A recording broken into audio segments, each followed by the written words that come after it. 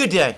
Today is Tuesday, 4th February 2025, and the Trump administration continues on its thunderous and unpredictable course. So that over the weekend, we had announcements of 25% tariffs slapped on Canada and Mexico, and then on Monday, the tariffs, these big, huge tariffs, were postponed against Mexico for 50 days, against Canada for 30 days. In other words, they haven't been cancelled, but for the moment, if you like, execution has been stayed. The sanctions on China, the 10% sanctions on China, remain in effect. They've resulted in retaliation by China, but the word is that there's going to be a telephone call between President Xi Jinping and President Trump at some point in the next few days, and we will see what the outcome of that call is. Now, about Canada and Mexico, the purported reason for the suspension of the tariffs is that the President of Mexico and the Prime Minister of Canada, in Canada's case, of course, that is Justin Trudeau, both got in touch with President Trump, and they gave assurances and made promises that Canada and Mexico would each take steps to tighten control of the border between Canada and the United States, and the border between Mexico and the United States, to prevent the inflow of fentanyl into the United States from these two countries. Now, I think this all requires some explanation, and it goes to the nature of the tariffs that were imposed over the weekend, and I suspect it explains the reason for the suspension and gives some further future insight into what will happen. Now, I am not an expert in American constitutional law, but a number of people who have been saying that the simple imposition of tariffs by executive order would in and of itself be unconstitutional. The reason is that tariffs are a revenue-raising measure, and decisions on revenue-raising measures are the constitutional prerogative of Congress, and they cannot be imposed by executive order by the President, who is, of course, the head of the executive. He's not a member of Congress. Now, a number of people have been arguing this point. One of them is Paul Krugman, who is the American economist, who has been running for many years now a kind of column or blog, if you like, courtesy of the New York Times.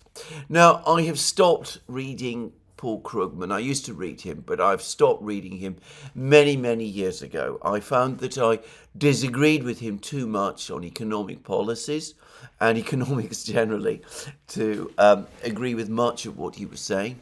And besides, it was obvious to me that he was far too close, not just to the Democratic Party, but to the DNC, to the leadership of the Democratic Party, to make him, in my opinion, a remotely objective or impartial or even good faith commentator on American and American-related things. That doesn't mean that he's always wrong. And I think that on this issue, he might actually be right. I say this because, of course, in Britain, where we basically established the principle way back in the Middle Ages that taxation is something that is the exclusive prerogative of Parliament, I think that in the United States, the constitutional prerogatives are the same, and to the extent that tariffs do raise revenue, they are a form of tax, and therefore they can only be properly imposed by act of Congress. Now, Donald Trump and his advisors presumably are aware of all of these arguments and are familiar with these points, and they linked the decision to slap sanctions on Canada and Mexico, and by the way, China as well, on the fentanyl crisis. Now, I think by most acknowledgement, there is indeed a fentanyl and opioid crisis underway in the United States. Consumption of fentanyl has been growing in the United States. By the way, the same is true in Britain, just saying. And the US government has been trying, and so far failing, to bring this crisis under control, both under the Biden administration and previous administrations. And Donald Trump has committed his administration to finally resolving this problem. And in a way that is not untypical of Donald Trump and of his administration, this is a problem which he and they see as having been brought into the United States from outside. It's not Americans or America that is to blame for the fact that there is a fentanyl crisis. It is that all sorts of corrupt and criminal and semi-criminal people have been supplying fentanyl to people inside the United States. And of course, some of this fentanyl crosses the Canadian and Mexican borders. So Donald Trump argued over the weekend that this created a state of emergency because this drug was being imported into the United States in this way across the borders of Canada and Mexico. And he perhaps stretched things a little by arguing that his tariffs against Canada and Mexico were necessary steps intended to bring the situation on the border under control and to bring the fentanyl crisis under control. So when Canada, the leaders of Canada and Mexico, contacted Trump over the course of yesterday, they gave strong assurances that they would take action to bring this situation on the border under control, to bring the whole problem with fentanyl crossing into the United States across the border under control. And Trump said, on the strength of these promises and assurances, that action is now being taken to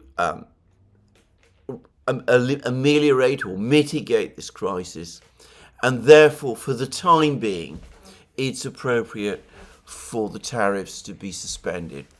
I suspect that if the tariffs had remained in place, then at some point, probably over the next couple of days, there would have been a legal challenge to these tariffs in the US courts, probably brought by the Canadian and or Mexican governments. And given the Constitution of the United States and the apparent infringement of congressional power, constitutional powers, I think it's quite plausible that the tariffs would have been found unconstitutional and would have been set aside. And I think that the administration probably would not have been confident if the matter went to the Supreme Court, that the Supreme Court would side with the administration on this issue. So it is not surprising that Donald Trump agreed in the circumstances to suspend the tariffs. Now, that, of course, takes us back to the entire motivation of this affair. One easy way of looking at this is that it's not really it was never really intended as a tariff. It was never intended seriously. What Trump was doing was that he was taking action against Canada and Mexico. He was wanting to demonstrate the coercive power, enormous coercive economic power of the United States over these two countries as soon as he brought them to heel on the issue of fentanyl. It was something that he could afford to retreat on. Others say that this is not even really about fentanyl. It's just basically another attempt by Donald Trump to showcase his powers, to appear the strong man, to frighten and intimidate other countries, and that was the entire purpose of the whole exercise. And of course, there is the other view that Canada and Mexico caved in response to Donald Trump's diktat, if you like, and that in that respect, this operation achieved the objectives that Donald Trump set.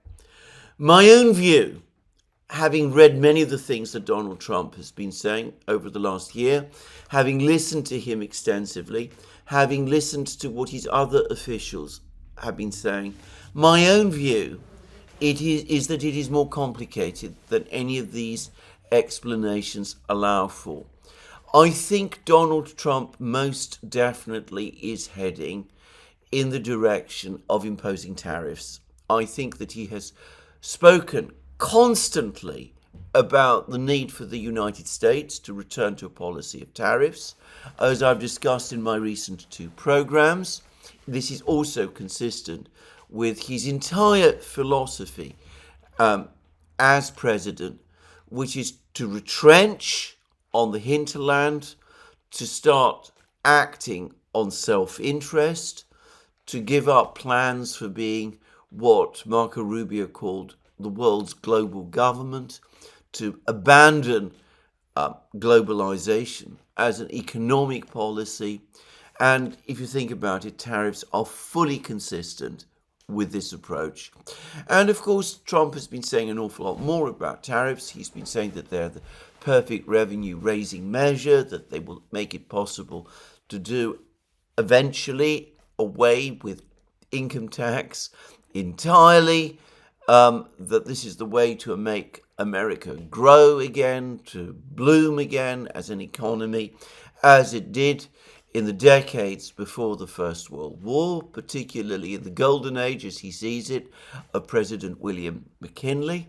And for the record, I think Donald Trump means all of these things. I know this is a view that many will push back against. I know there's a general view that Donald Trump talks nonsense, that he says everything that comes into his head. I don't agree. I think that Donald Trump, in fact, returns again and again and again to certain themes which he has been speaking and repeating, sometimes from as far back as the 1980s. At some point over the last couple of years, he's hit on the topic of tariffs. I think he's convinced himself fully of the efficacy of tariffs as an economic tool and as a means to liberate the United States from the shackles of direct taxation and to protect American enterprise and American industry and cause it to revive and grow. And I think he is absolutely serious about this. Donald Trump may contradict himself on many topics. He may say all kinds of things which come straight into his head. But I think on the certain underlying core issues, if you follow him carefully, he has been extraordinarily consistent. And I think tariffs is one. So I think this is my explanation of the events over the last couple of weeks. I think that Trump knows perfectly well that if he imposes tariffs by executive order, sooner or later they will be set aside by the courts because they go against Congress's constitutional prerogatives. And that would not be a good thing to happen, and it might even expose the US government to potential lawsuits from companies that have suffered from the tariffs and who might require compensation to be paid for them as a result of whatever losses they say they've suffered as a result of an illegal, unconstitutional measure. So I think Trump, who wants to move the dial on tariffs, wants to get America accustomed to and thinking about tariffs, imposed tariffs, linking them to this issue of fentanyl and of the fentanyl crisis.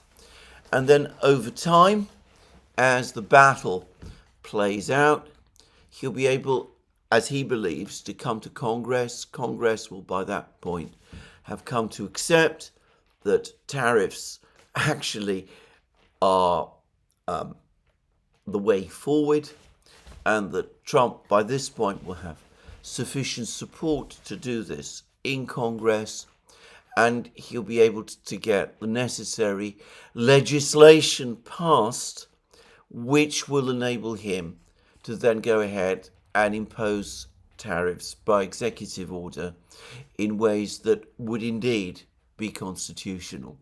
This is my own view. It's very much in character with Donald Trump. He likes to shape the political mood. He did that in his first term when he succeeded in getting tariffs imposed on China. There was significant resistance to that, as I remember, in the United States initially. But then the political climate in the United States slowly changed. The idea of tariffs against China began to gain traction. It then became the accepted conventional wisdom.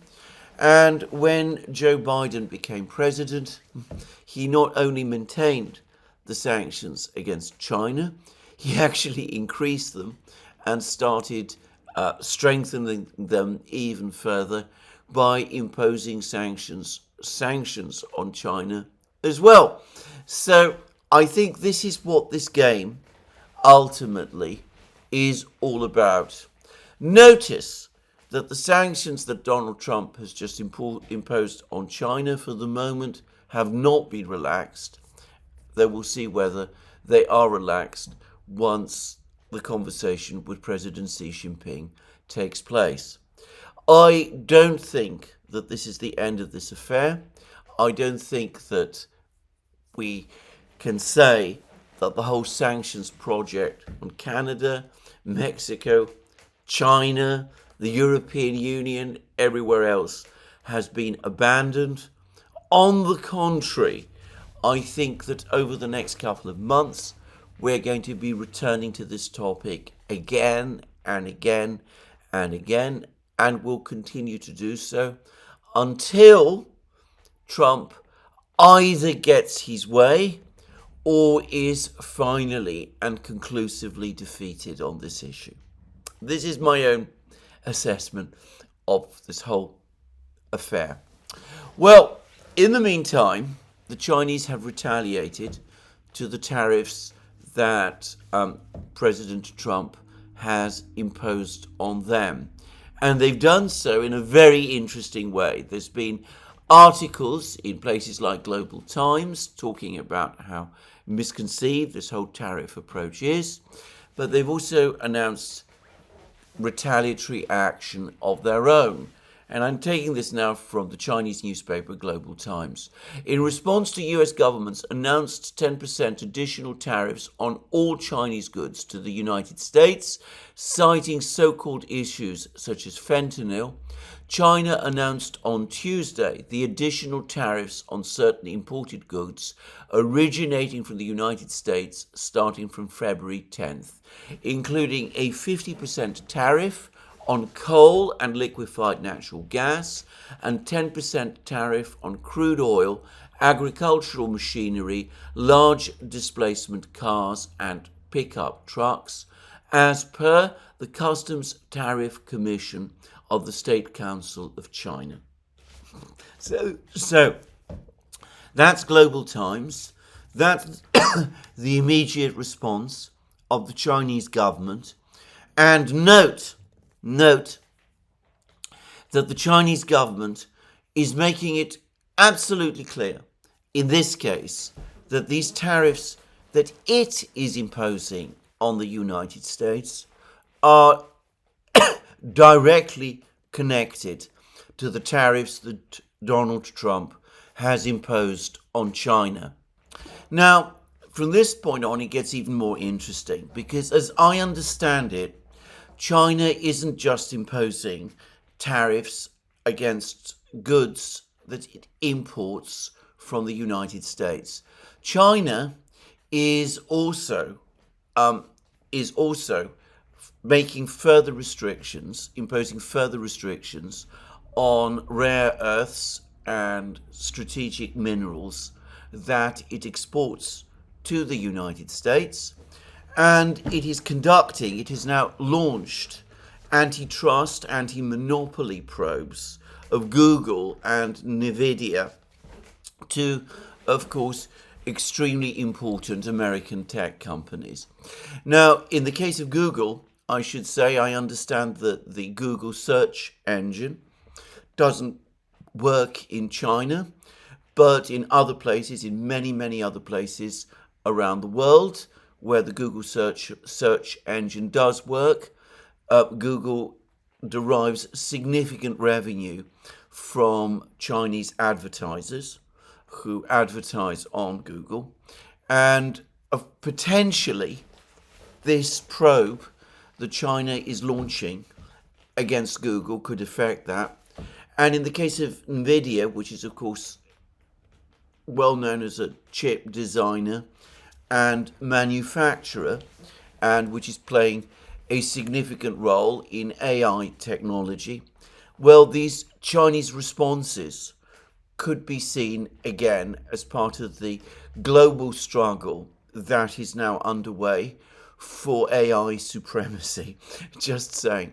By the way, on that topic, I ought to say that just the other day, news came from Russia that Rosatom, which is now at the cutting edge of Russian technology developments in AI, has also discussed about how it has been making further developments to its own quantum computer program, that it's now working hard on developing quantum computer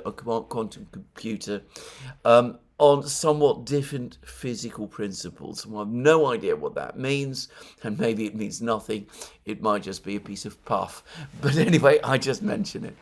So anyway, this is what the Chinese are doing in response. Now, let's just go to those Chinese tariffs on American goods first. So, as well as agricultural machinery and large commercial vehicles and those things which China, by the way, of course, makes itself. China is also imposing tariffs on crude oil imported from the United States, as well as liquefied natural gas and coal. Now, where is China going to get coal, liquefied natural gas, and crude oil from if it doesn't get it from the United States? Well, it has potential other partners. The Gulf states. Qatar is a major producer of liquefied natural gas, which it sells in part to China. And of course, China imports crude oil from the Gulf states as well, from Saudi Arabia. And coal, well, coal can be imported from many places, from South Africa, for example, amongst others. But of course, the obvious country from which China, going forward, might start to increase its imports of energy products, coal, liquefied natural gas, and crude oil, well, the obvious country that China would look to is Russia. Now, this, of course, cuts directly across Donald Trump's recent calls for the oil producers to take action to lower the price of oil. He says that this would help boost the world economy, but it would also force the Russians to agree to major concessions to bring the war in Ukraine to an end. OPEC Plus, the producers' cartel, which of course is mostly led by Saudi Arabia, but in which Russia participates, rejected that idea, has publicly rejected that idea. And the Russian energy minister, Alexander Novak, said that at the recent meeting of OPEC Plus, Trump's proposal was indeed discussed, but a consensus was reached amongst the OPEC Plus states to stick with their existing plans and to basically disregard the call from Donald Trump. And there's been an article in the Wall Street Journal, a further follow-up article in the Wall Street Journal, that says that the Saudis have informed the United States that they are not prepared to flood the world with cheap oil in the way that Donald Trump has been demanding. And perhaps even more annoyingly for Donald Trump, American shale producers, shale oil and gas producers, have apparently also told Donald Trump that for the moment they are simply not in a position to increase production on the scale that he wants. I suspect, by the way, that geologically and technologically it could be done, though doing it would run reserves in the United States down more quickly. But besides, putting aside the question of preserving reserves, I think that the shale producers, who have always operated on relatively tight margins, are at the moment more interested in making profits, deriving income from oil and gas at the existing price, rather than lowering prices and cutting into their income potentially in that sort of way.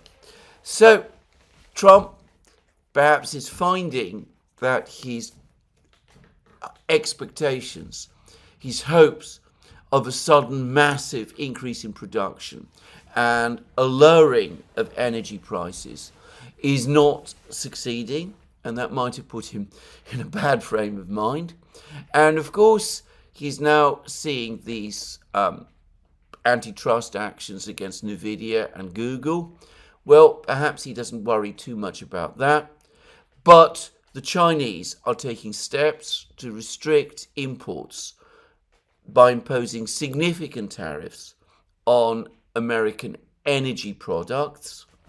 And it is likely that the Chinese plan to gradually reduce purchases of American energy products and start increasing imports of energy products from Russia, which the Chinese probably see as more reliable. Now, this brings me to a point I have made many times about energy policy, and it relates to the Europeans, and of course it relates to the Americans as well. The Europeans have, for many, many years, told themselves that the Russians will always want to sell their natural gas to them through their pipelines, because the Europeans generally pay higher prices for natural gas than the East Asians do, including the Chinese. And I have consistently made the point. I made the point from before the first restrictions on the Russian energy industries, the ones that were made in June 2014. I repeatedly made the point that price is only one factor in a commercial relationship. Trust is another. and that every step the Europeans have made, harassing and bullying and investigating and taking action against the Russian energy industry, has weakened trust, and that after the events of 2022, trust has in effect completely broken down. A few days ago, I discussed in a program on this channel how apparently some officials, government officials within the European Union, probably German officials, and perhaps Italian as well, are talking about resuming imports of pipeline gas from Russia. The point to understand, and the one that these officials probably don't really understand themselves and certainly haven't internalized, is that even if the European Union reversed all the sanctions, if they came to the Russians and said, let's go back to the situation as it was before 2022, or perhaps even before 2014, they might find the Russians far less keen to return than they expect, because despite the higher prices in Europe, there is now so little trust in this relationship. The Russians don't trust the Europeans anymore. Whereas with their East Asian customers, the Chinese first and foremost, despite the many difficult arguments about price, once the deal is done, it is done, and there is trust. Well, the same could start to happen in a reverse sense with China and the United States. The Chinese import gas, oil, and coal from the United States, but if the entire commercial relationship, trading relationship between China and the United States starts to deteriorate, if the United States persists in the various discussions that you come across in the various journals that one reads in the United States, if it persists with plans and ideas about imposing blockades on China, trying to cut off China's access to strategic raw materials and energy products, well, the Chinese inevitably are going to start losing trust in the United States as a supplier, and they're going to tell themselves that the better thing to do is to build up the long-term relationship with that supplier, which can be trusted, completely trusted, which is, of course, Russia.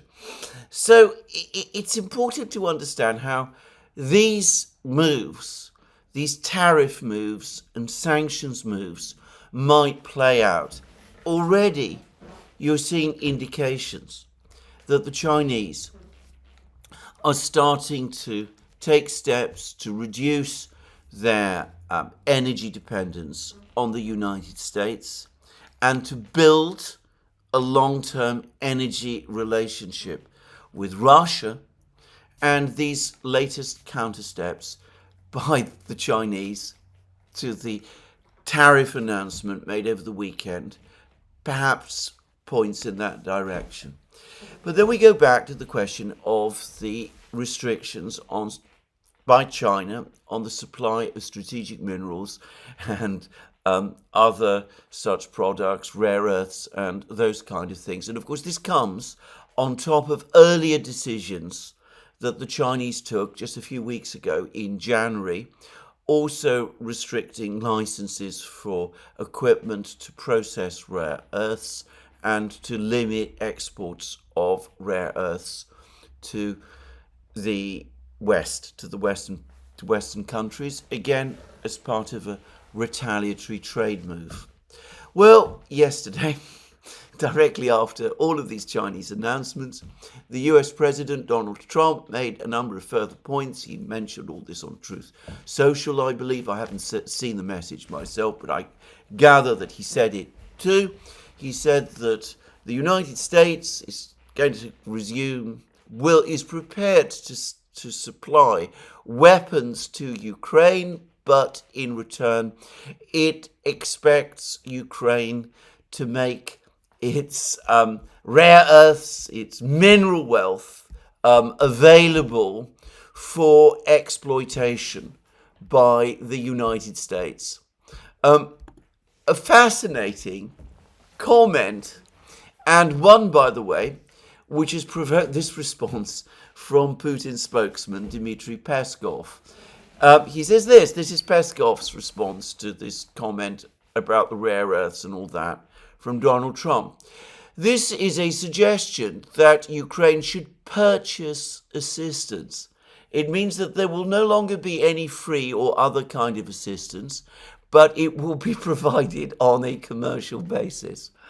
And Peskov then went on to say that Washington had better not provide any assistance to Ukraine at all, aiding efforts to end the conflict. And of course, what Peskov didn't say is that by now, as the former British diplomat Ian Proud recently pointed out on his Substack blog, by now the Russians already control much of the territory on which these Ukrainian rare earths and important mineral products that Trump is talking about are located. Now, this is an astonishing statement by Donald Trump, and by the way, one which, far from encouraging the Ukrainians, should fill them with concern. I will return to that shortly. But the key thing is, I am fairly certain that it is an emotional response by Donald Trump to these actions by China. Donald Trump is furious with the Chinese because the Chinese are placing these restrictions on exports of strategic minerals and rare earths to the United States. So Donald Trump, in the usual emotional outburst to which he's given, but which, by the way, quickly subsides and which then melts away, and at that point we start to get the more commercially minded, more practical Donald Trump take over. Anyway, the emotional Donald Trump, the angry Donald Trump, which is the one we have just seen, responds by saying, in effect, to China, well, we don't care about you because we're going to get all our rare earths and minerals. We don't need you to supply them to us over the long term because we are going to get them from Ukraine instead. The Ukrainians will be providing us all of these things. After all, we're giving them all this military equipment and all this aid, and we're not doing it for nothing. We're doing it because we are going to get all this very valuable mineral wealth from the Ukrainians. They promised us this. They said that they would provide it to us in their so-called victory plan and all of that. And now we're going to go ahead with it. It is not a coincidence that Donald Trump has said this directly after action against the United States has been taken by China. It baffles me that people still don't see how these two things are connected to each other. Just saying. Anyway, let's now turn to Ukraine and look at this demand from Donald Trump. One which, by the way, has now been criticized by the German Chancellor, Olaf Scholz, who's come along and said that this is completely wrong and entirely unethical, that Ukraine needs to retain its mineral wealth for itself because it needs to use that mineral wealth to finance its eventual reconstruction. That's Olaf Scholz. Of course, he's got an election underway in Germany. It's perhaps not surprising that he would talk in this way, given that Donald Trump is not generally a popular figure in Germany, and certainly not amongst those people in Germany who might still be minded to vote, rather, for Olaf Scholz's Social Democratic Party. But anyway, I think that for the Ukrainians, this comment of Trump's actually ought to fill them with concern. Because what Donald Trump is saying is that we're not going to support you anymore because we've got some great grand strategic plan to weaken the Russians. We're not going to support you anymore because you're fighting for freedom and liberty and human rights against the dark totalitarian tyranny of the autocracies, including Russia to the east. We want you to pay. We want you to pay for everything we give you, for every bullet and every shell, and you're going to pay us by giving us your rare earths. In other words, exactly as Peskov says, it transfers the entire relationship into a commercial one. It's no longer even a geopolitical one. It's now become a pure relationship of economic profit and loss. Profit for the United States, loss for Ukraine. Ukraine pays, America sells. Now, beyond the fact that this is now an entirely transactional relationship, if you take these words of Trump seriously, it has a further implication, which is that, of course, if Ukraine isn't able to follow through on this offer to provide the United States with strategic minerals and metals and all that kind of thing, well, if it cannot follow through, then the United States is not going to sell. It's not going to sell arms. It's not going to go on supplying arms because Ukraine is no longer in a position to pay for them. Now, going back again to Ian Proud, and I'm not just talking now about his latest piece on his Substack blog, Ian Proud has been making in article after article for some time that all this Western economic aid to Ukraine that Ukraine has been receiving, well, since 2014, but most especially since 2022, means that Ukraine is now, to all intents and purposes, a bankrupt country. It is completely insolvent. It is unable to pay its existing debt, let alone take on more. And it has no resources of its own left to buy goods on the international markets, including the international arms market. So, Ukraine cannot pay the United States for weapons. And, of course, it can mortgage the future of its mineral deposits to raise loans in the United States, because that's what it would amount to, in order to buy weapons in the United States. But of course it can't realistically do that. It's not going to get credit for those mineral deposits if many of them, or even most of them, are under Russian control and are likely to stay that way. So, given that this is so, what Trump's comment actually does going forward is that it places an enormous question mark over future American arms deliveries to Ukraine. It's now been reduced, if you take Trump seriously, to a purely commercial transaction. But it is a commercial transaction which the more hard-nosed people in the administration, the people who are more business-minded, will turn around and will say it's a business transaction which will never pay.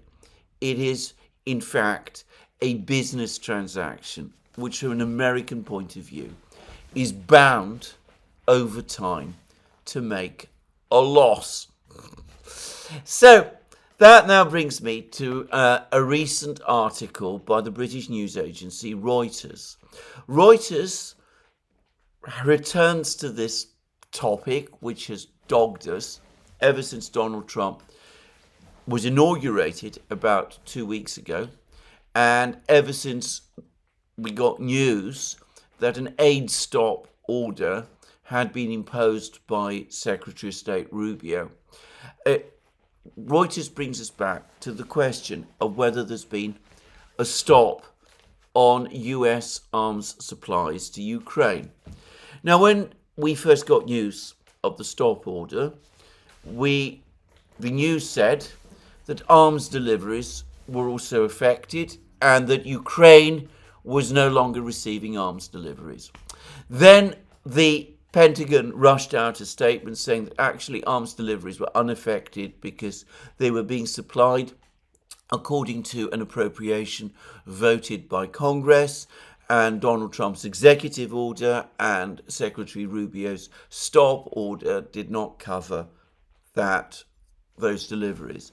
Then, a short time afterwards, we got a scatter of reports in the US media, including reports sourced to congressional staffers, which said, yes, arms deliveries had in fact been stopped after all. Ukraine indeed was not receiving arms any longer.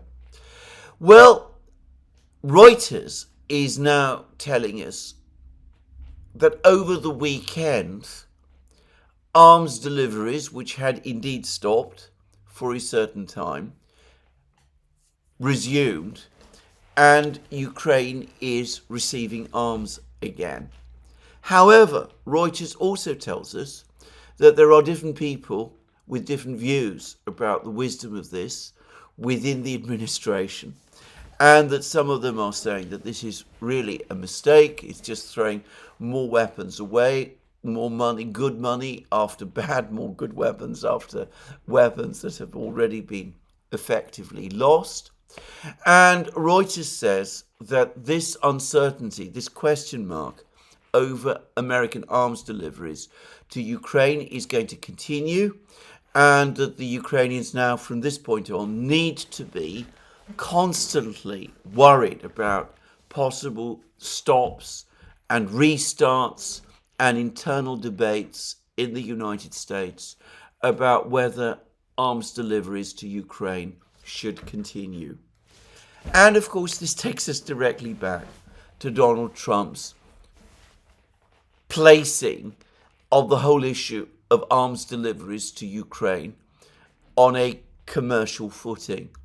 Because, of course, given that there's already some people in the administration who say that this is a losing proposition, once it becomes clear to the United States, to Trump himself, that this is indeed a losing proposition, because Ukraine can't pay for these weapons, it doesn't have the funds, and its resources, its famous mineral resources, are already critically depleted, so it can't replace China in that respect either.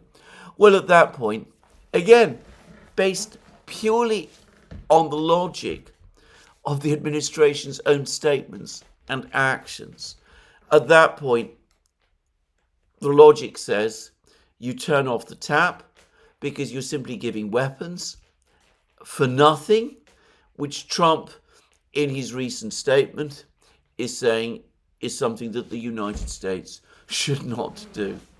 So, well, perhaps we shouldn't read too much into all of these comments and to all this talk of factions. But my own sense is that the administration is far from decided to go on supporting Ukraine. The president himself is a profound skeptic about the entire venture. It's likely, as Reuters says, that it will be stop, go, and then stop again. And in the meantime, there is continued uncertainty in the administration about how to proceed and what to do. But over time, as it becomes clear that Ukraine cannot pay and that it is going to lose, the voices that will say, why go on sending the supplies to Ukraine, inevitably are going to get stronger. So this is my take on this latest announcement. As I said, far from making the Ukrainians happy, I think it should concern them. It shows that the Trump administration is approaching the question of aid to Ukraine in a radically different way from the way that the neocon-dominated, geopolitically obsessed Biden administration did. Well, in the meantime, the Ukrainians are worried about other things. And I said yesterday that the Americans looked like they were going to start insisting, well, not just yesterday, the day before yesterday, that the Americans are now basically calling time on Zelensky. They are talking about elections in Ukraine, which is the strongest possible hint that they want Zelensky to go. And as it happens, yesterday, the Russian Foreign Intelligence Agency, the SVR, published a very extensive report saying that that is indeed now the objective, not just of the Americans, but of some of the European states also. Though the SVR didn't name the European states in question, it spoke instead about NATO headquarters. And the SVR said that the Americans and these people in Europe who basically want Zelensky to go, that all of these people are now going to prepare a major campaign to discredit Zelensky. They're going to accuse him and his government of presiding over massive corruption and misappropriation of funds, including funds intended for weapons, and that up to $1.5 billion of stolen funds are going to be discussed. And the intention is to discredit Zelensky, to put him in an impossible political position so that eventually he leaves the scene, he quits the scene before the end of the year.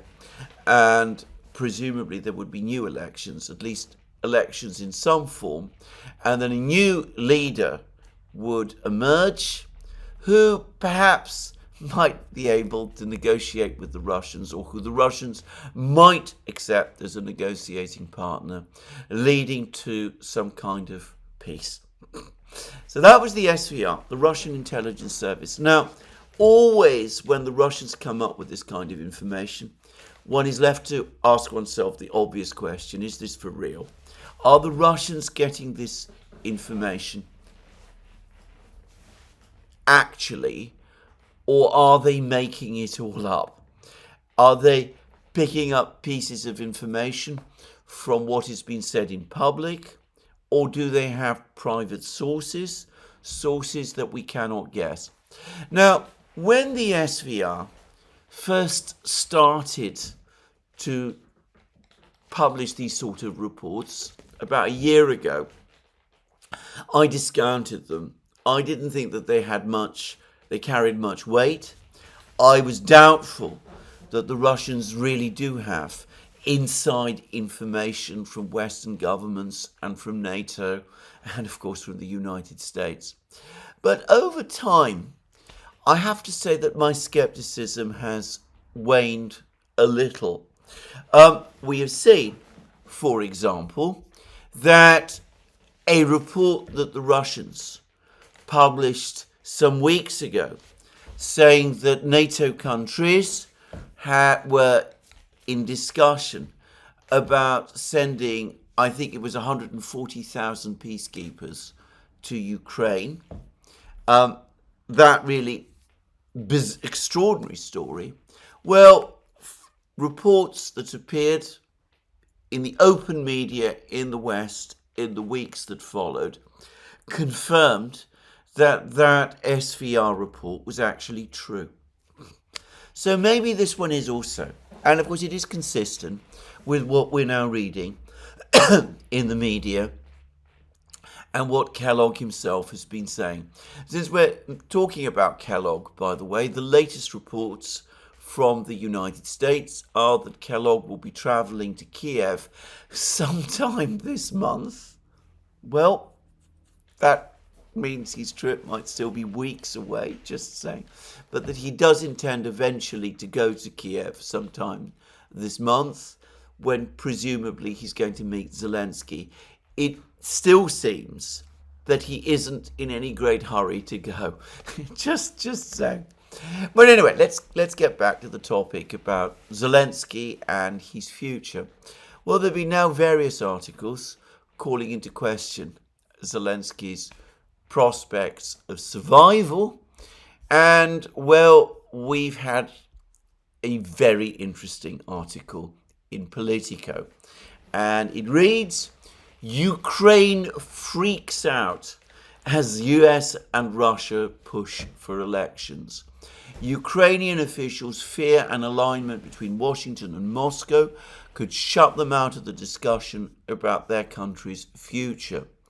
And the article, which was published yesterday, goes on to say Moscow has joined Washington in calling for Ukraine to hold elections. Actually, it was the other way around.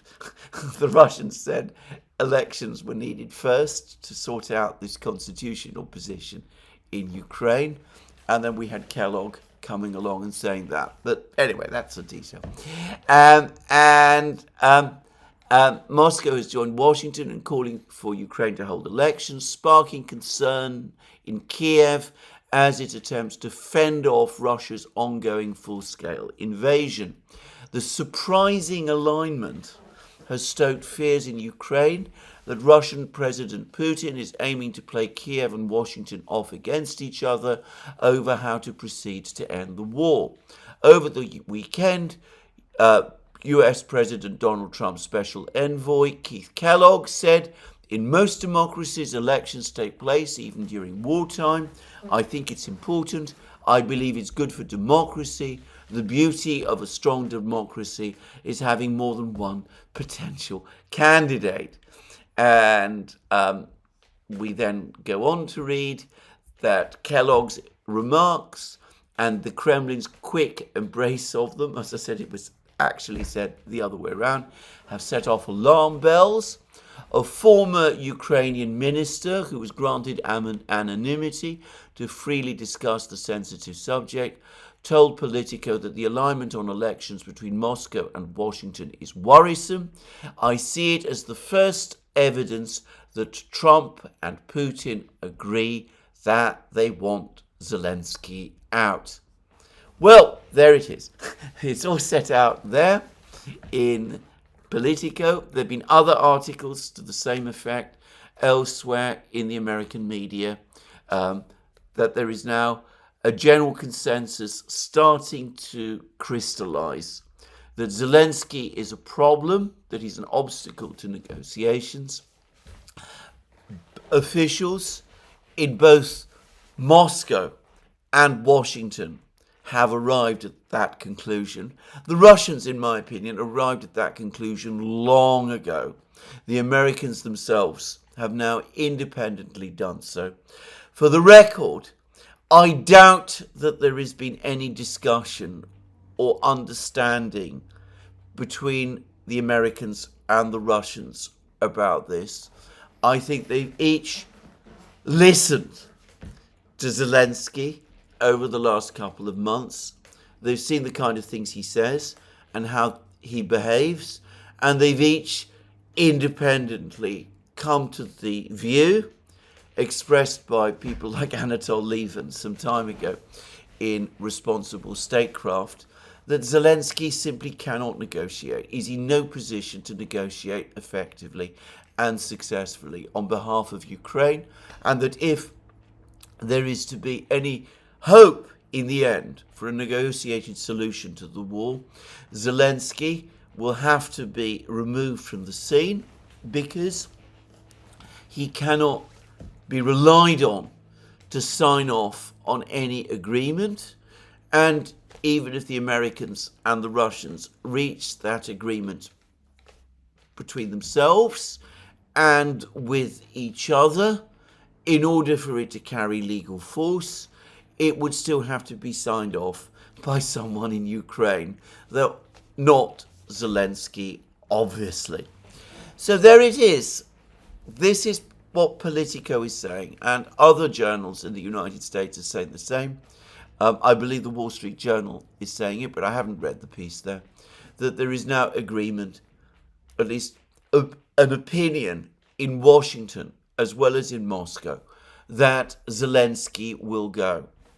Now, here we come back to the issue of what plan, if any, Donald Trump and his team actually have about Ukraine. Peskov was asked about this after Donald Trump made further comments yesterday about the fact that there were serious discussions underway between the Americans and the Russians about how to end the war, and how the Americans are also in extensive contact with the Ukrainians, and that they're also working with the Ukrainians about this. Well, Peskov said that we don't have anything new to what we have already said on this issue. And Peskov also said that we don't know yet what Trump means, so it's hard to form an opinion.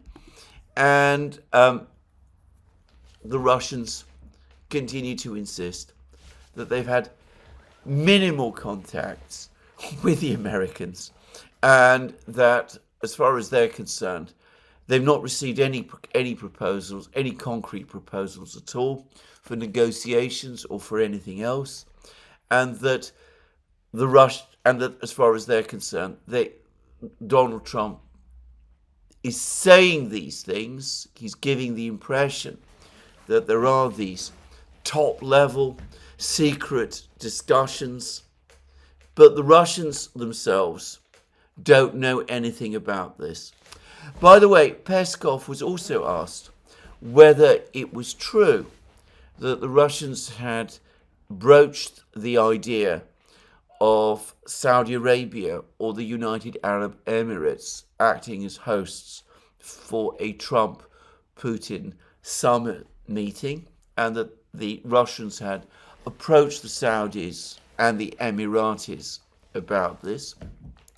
And Peskov somewhat acidly replied that before you discuss a venue, you've got to agree on the summit, and before you agree to have the summit, you've got to have at least some idea about what you're going to discuss.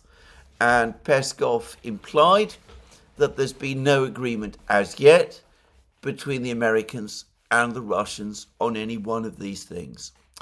Now, here one has to draw one's own conclusions and form one's own judgments, because Trump and some other people in the United States over the last 2 weeks have, as I said, been dropping heavy hints that some kind of contacts and discussions and even calls between Trump and Putin have been taking place, and that there is some serious discussion and negotiation about the way forward in Ukraine. And then the Russians, like Ambassador Polyansky in the video that Glenn Deason and I did with him, which has appeared on the Duran. Anyway, then the Russians, Polyansky, Peskov, other officials, come back and we say, we just don't know what Trump and the others are talking about. We hear all the time about negotiations and plans for negotiations and discussions and talk about top-level meetings and all that kind of thing. But so far, we've had no substantive contacts with the Americans at all. So now you have to make a decision. Who do you believe? Who do you think is telling the truth? Is it the Americans? And that despite the Russian denials, some sort of high-level contacts really are underway, and that they're being conducted in great secrecy, and that this is why nobody in Moscow is prepared to disclose them or confirm their existence? Or do you believe the Russians, that in fact the Americans are basically flying kites? They are signaling their interest in negotiations. They're signaling that Zelensky's days are numbered. They're looking for some way to bring the war, the conflict, to an end. But they've not actually come up with any real proposals or any concrete suggestions, and that everything is completely up there in the air, and that in reality Trump and the Americans are just winging it. Well, I have considered the possibility that there are some discussions underway. One could perhaps imagine why they might be conducted in deep secrecy, why the Russians and the Americans might not want us all to know about them. It would be a very controversial thing in Ukraine, to put it mildly, if there were contacts between the Americans and the Russians talking about how to bring the war in Ukraine to an end. It would also be a very controversial thing in the United States itself. Ukraine still has its supporters. It has its supporters in Congress, for example. Donald Trump is still working hard to get his various people confirmed by the Senate. The word is that Tulsi Gabbard now looks more likely to be confirmed. One of Donald Trump's perennial Republican enemies, Senator Susan Collins, has now said that she is going to support Tulsi Gabbard. If Senator Collins supports Tulsi Gabbard, it is likely, this is pure guesswork on my part, but it is likely that her friend, Senator Mercouris, will support Tulsi Gabbard as well. At that point, I think the relevant Senate committee will recommend Tulsi Gabbard's appointment as Director of National Intelligence to the full Senate, and there will be a vote on the Senate floor. And if everyone who voted for Pete Hegseth votes for Tulsi Gabbard, and if Collins and Mercouris vote for her as well, then despite the opposition from the Democrats, it looks likely that Tulsi Gabbard will be confirmed. However, it is not certain. There is still apparently some unease about Tulsi Gabbard as Director of National Intelligence. The intelligence community are not keen on having her appointed to that position. And anyway, there might still be some uncertainty, some question marks over Tulsi Gabbard's position. The other controversial candidate is Robert Kennedy Jr. And here I declare an interest. I know him. I have immense respect for him. He has been kind enough to say very kind words about him. But even if he had never said them, I think he played a determining role in the election. I think he played a major role in enabling Trump to win. I think he has strong support in the country. I think many of the things that are said about Robert Kennedy are completely untrue and indeed groundless and have no basis in things that he has actually said. And I think, as even an article in The Guardian acknowledged the other day, he has excellent ideas which he could take forward as health secretary, ideas whose time has not only come, but which are overdue. So I very much hope that Robert Kennedy is going to be confirmed. But I've also heard that he has run into significant opposition, and it looks as if one of the hearings recently took all sorts of weird and bizarre and very astonishing turns. My sense is that Donald Trump most definitely does want Robert Kennedy confirmed. I think he's even more important in some ways for Donald Trump than Tulsi Gabbard is. And, of course, Donald Trump is not going to want to say things at this particular point in time, given Robert Kennedy's known skepticism about the conflict in Ukraine.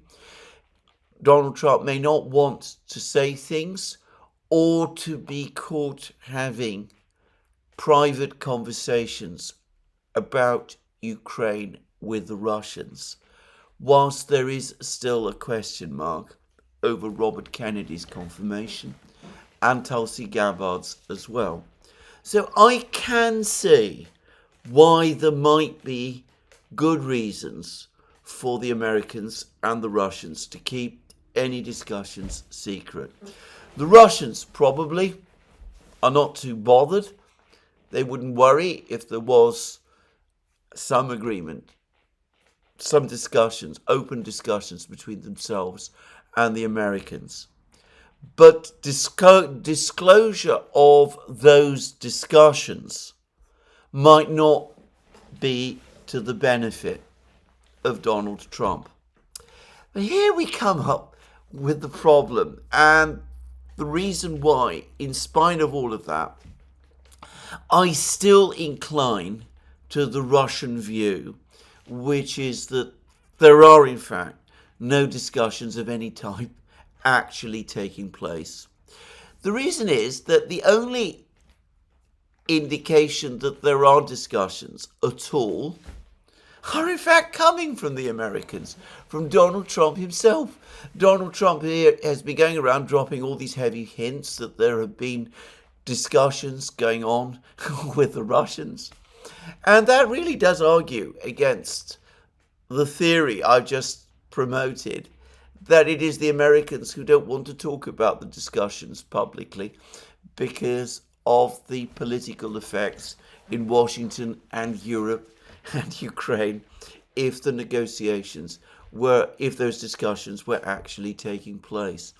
So, on balance, I think that the Russians are probably right, that for the moment there are no substantive discussions between the Americans and the Russians. There's no dialogue.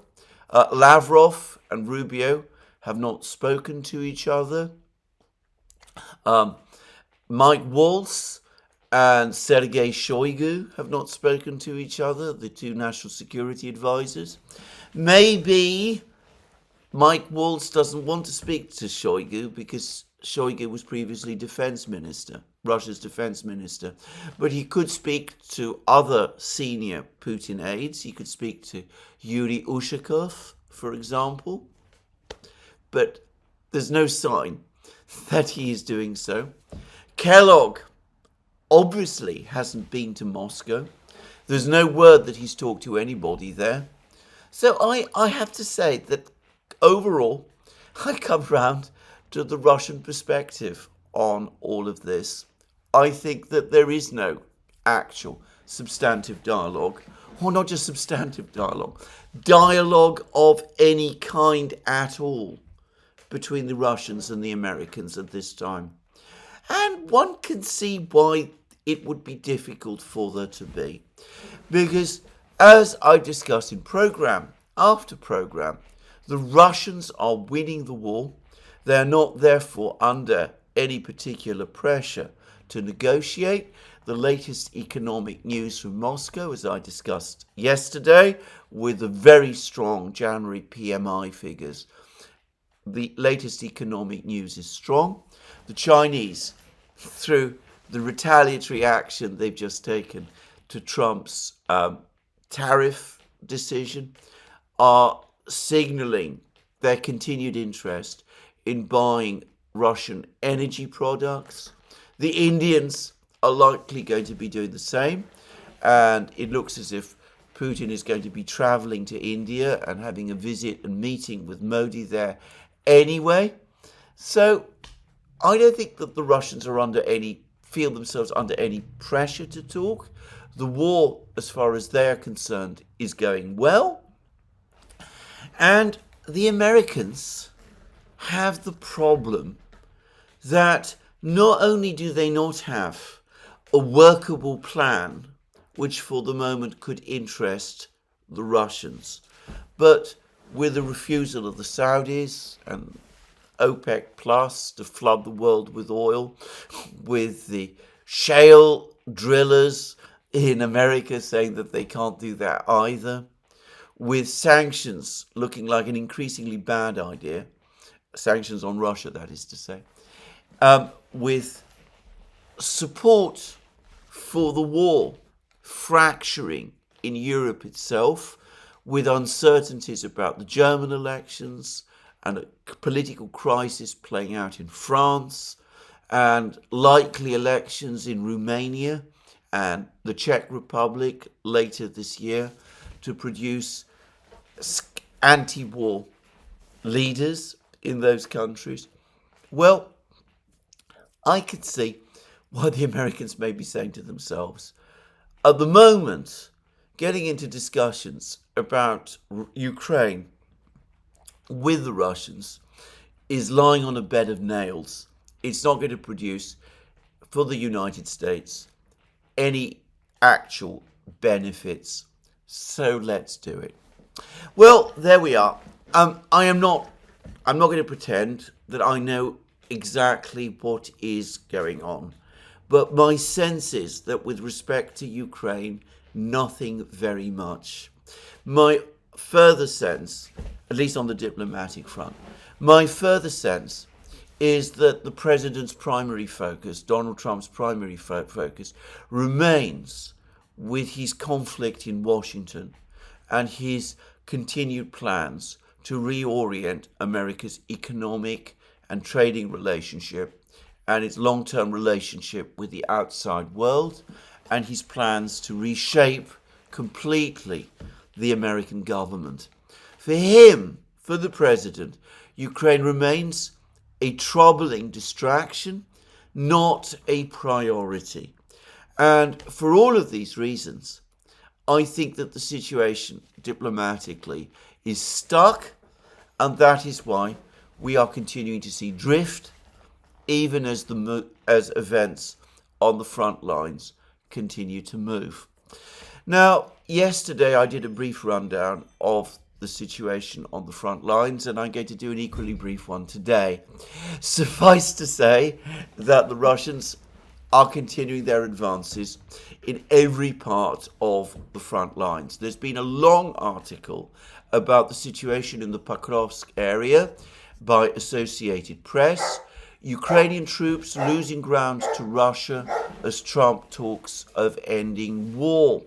Now, it's interesting because the article focuses very much on the situation around Pokrovsk. Over the course of the last 12 hours, the Ukrainians have claimed that they mounted more counterattacks in the Pokrovsk area. They were making similar claims about Toretsk a few days ago, and those counterattacks turned out to be completely ephemeral, if they'd even happened at all. And then before that, we had reports of a Ukrainian counterattack in Kursk region towards the village of Berdin, and that ended in disastrous failure. So I'm not taking these reports about Ukrainian counterattacks in Pokrovsk seriously.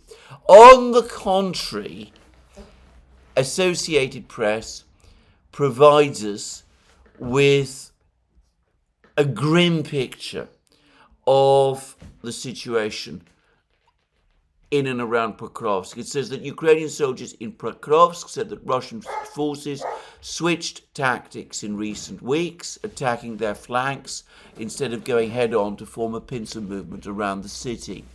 With Russia in control of dominant heights, Ukrainian supply routes are now within their range. Heavy fog in recent days prevented Ukrainian soldiers from effectively using surveillance drones, allowing Russians to consolidate and take more territory. Meanwhile, Ukrainian commanders say they do not have enough reserves to sustain defense lines and that new infantry units are failing to execute operations. This is all from Associated Press. Many pin hopes on Mikhailo Drapati, a respected commander recently appointed by Ukrainian President Zelensky as ground forces chief to shift the dynamic and counterattack. And we're told that the war is won by logistics. If there is no logistics, there is no infantry because there is no way to supply it. This was said by a deputy commander of the Da Vinci Wolves Battalion, known by the call sign Ouster. I always astonished, by the way, about how the media talks about these Ukrainian battalions and brigades and tells one very little about their ideological orientation and character, but anyway, never mind. This same person, Ouster, tells us that the Russians have learned this and are doing it quite well. They know they've sorted out their logistics. They've got well-organized infantry. There's an interesting account about the Battle of Velika Novosilka, about how heavy fog settled over recent days, making it impossible for Ukrainian drones to work. The Ukrainians claim that the Russians have managed to capture Velika Novosilka, but that there are still some Ukrainian troops holding out in the southern area of this town. I think that is extremely unlikely, by the way. And then we're also told that because the Russians now dominate the heights around Pokrovsk, the key logistic routes along asphalted roads and highways to Pokrovsk are under direct threat from Russian drones as a result of Moscow's recent gains straining Ukrainian troops. Well, and that the Pokrovsk-Pavlograd-Dnipro highway is already under the control of Russian drones, and that Russian forces are less than 4 kilometers away and are affecting Ukrainian traffic, and that another paved highway, the Mirnograd-Konstantinovka road, is also under Russian fire. So there we are. That's what Associated Press tells us. And it is all confirmed with everything that I hear from the battlefronts. The battlefronts speak of continued Russian advances. I get the sense, by the way, that the situation in Kursk region around Sucha is starting to become critical. There are reports that the Russians have not only established a powerful bridgehead on the west bank of the Oskol River, north of Kupiansk, but that the Russian forces there are now acquiring critical mass and are posing a major threat to the Ukrainians, and that there is something close to panic on the part of the Ukrainians there. There are also stories that Zelensky, presumably very alarmed by the news from Volchansk, where a group of forces north has captured the area of the high-rise buildings and the village of Tikha, and apparently all of Volchansk, north of the Volcha River. Anyway, there's reports that Zelensky has given what sounds to me like an utterly delusional order, commanding the Ukrainian forces to launch a counterattack in Kharkiv region to drive the Russians out of Volchansk and to retake Volchansk and to push the Russians completely out of Kharkiv region and to advance into Belgorod region as well. If all of this is true, then Zelensky really is living on a completely different planet. Just saying. But anyway, we're getting all of these reports. They're all pouring out from the Ukrainians and from Ukrainian sources. Group of Forces North itself is talking about these Ukrainian plans to launch a counterattack in Kharkiv region. So we'll see what comes of all of that. But we could see that with every single passing day, the situation of the Ukrainians deteriorates and their army becomes weaker and more threadbare, even as the Russians steadily, remorselessly grow stronger and continue to focus on the destruction of the Ukrainian army, or what is left of it. Now, I read a piece somewhere, I can't remember where it was, but I think it was somewhere in the mainstream media, that there are now genuine fears in the West that by January next year, the Russians will be besieging Kiev again, and that other Russian forces could have advanced across the Dnieper all the way west and might even have reached Lvov itself. Bear in mind that west of the Dnieper, there are no significant defences. The countryside is mostly empty and is thinly inhabited, and it would be possible, at least in theory, for armoured forces to advance very quickly. Well, I'm not going to predict events so far forward, but the war is continuing. The Russians are continuing to win. It doesn't seem to me as if the Trump administration has any significant plan. There's a general agreement that Zelensky himself must go, but I'm not sure yet whether there is a plan about how even to achieve that. And what I think might happen is that when the major Russian spring offensive begins, perhaps sometime in March, April, we will see an operational crisis in Ukraine. That will lead probably to a major political crisis in Kiev itself. And then Donald Trump and his officials in Washington will finally be forced into making that decision, which up to now they have decided they have chosen to avoid. Do they cut their losses, end support for Ukraine, perhaps extract Zelensky and the other officials from Kiev before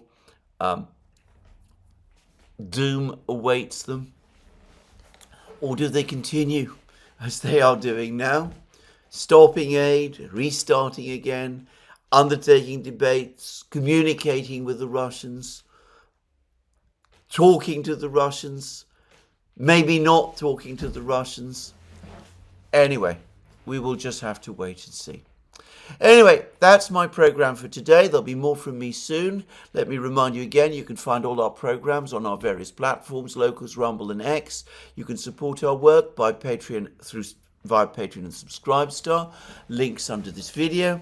Don't forget, if you've liked this video, to tick the like button and to check your subscription to this channel. That's me for today. More from me soon. Have a very good day.